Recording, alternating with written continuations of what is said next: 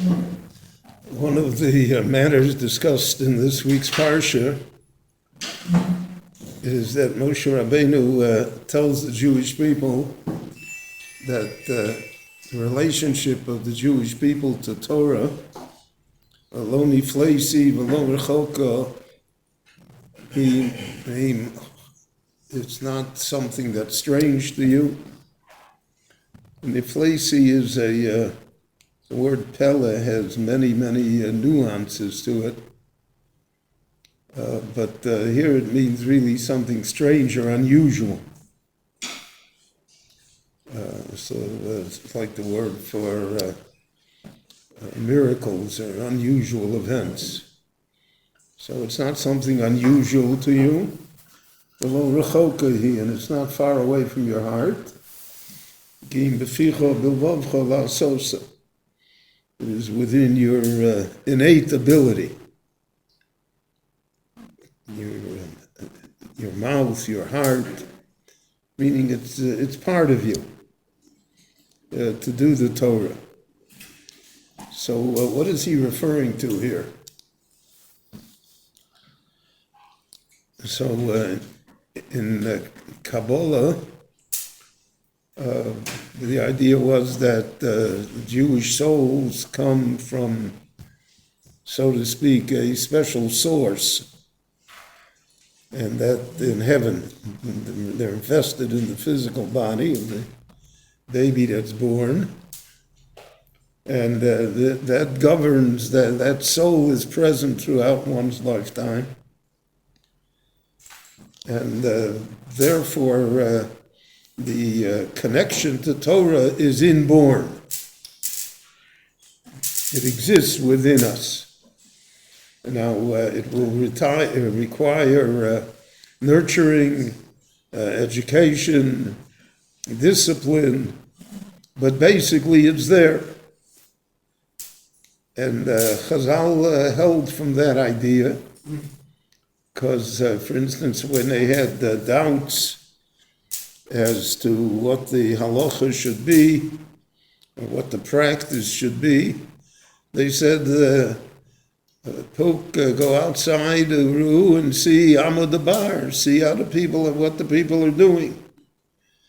Now, usually in a society that values intellectualism and study, and it has an elite of scholars, so the people are not necessarily the judge of things.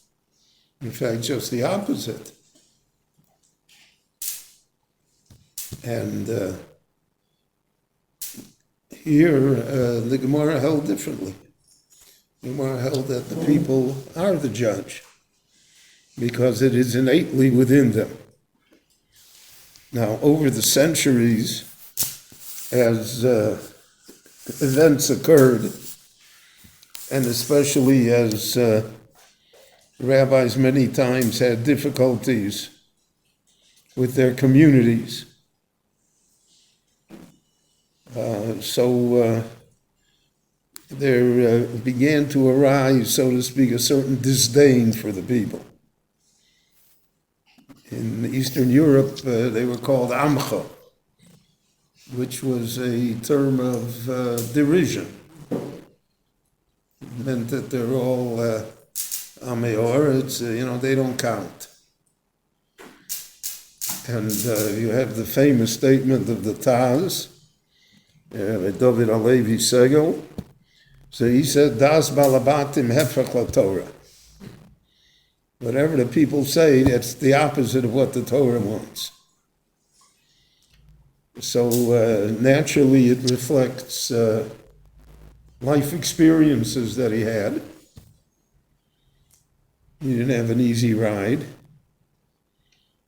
But it expresses a certain degree of elitism, a certain degree of the fact that, so the Gemara says that Talmidei Chachamim shouldn't step on the heads of the people. And they don't mean that literally, though it means also literally because the people are sitting, they shouldn't trod amongst the crowd and step on their head, but it means that they shouldn't raise themselves to an elitist status. And the Mishnah in Ova says, Al tachzik in lamadata Torah harbe.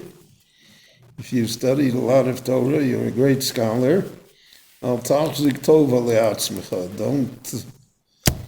Don't congratulate yourself. Don't think that somehow you are so great for having done that. Gilkach nutzorta.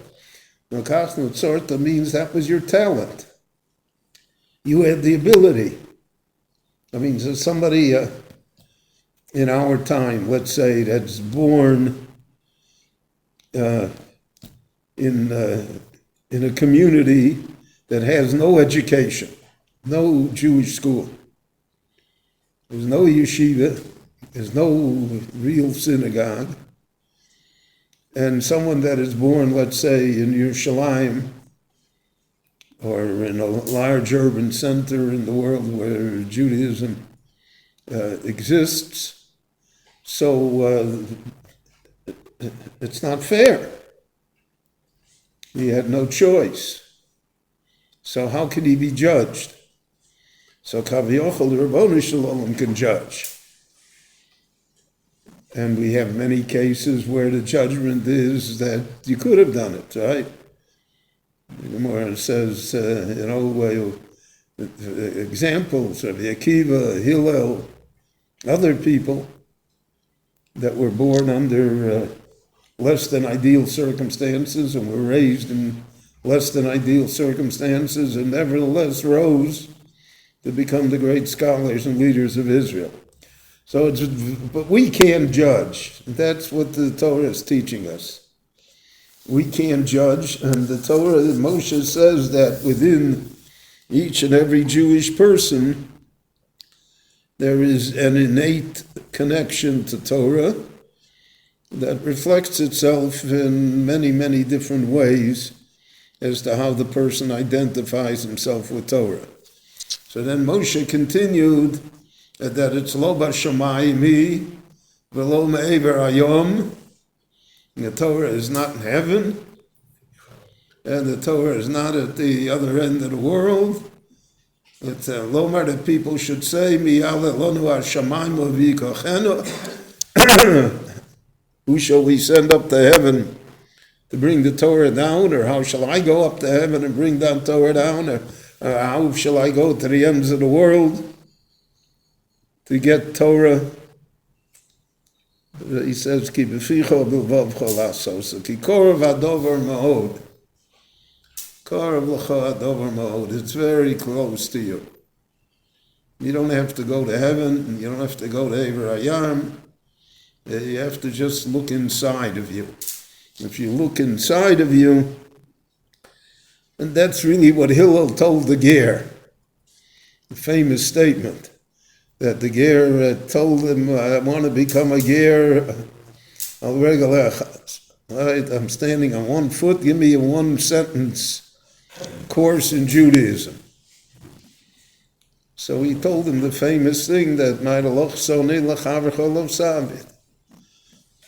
whatever would be hurtful to you, don't do it to somebody else.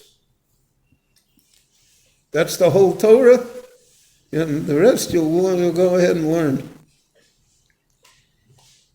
Because that's something that a person feels innately. That's not an intellectual statement. That is how human beings are. Nobody wants to be hurt from somebody else. Nobody wants that feeling. So therefore, Hillel told him, you want the whole Torah, look inside of you. What you don't like, don't do it to others. So therefore, that's the whole Torah. So that's Kikor Vadover B'ficho B'lvavcho Lasos. The Torah is right there. The rest, V'idach Zil Gemor. Yeah, it's a big Torah. There's 613 mitzvahs, there's 63 Masechtas, there's a Rambam, there's a whole thing. So you have to, you have to go out and learn the rest and become acquainted with it. But the connection is within you. The connection is not with the books. The connection is within you. And therefore, the Gemara discusses great scholars that were not great people.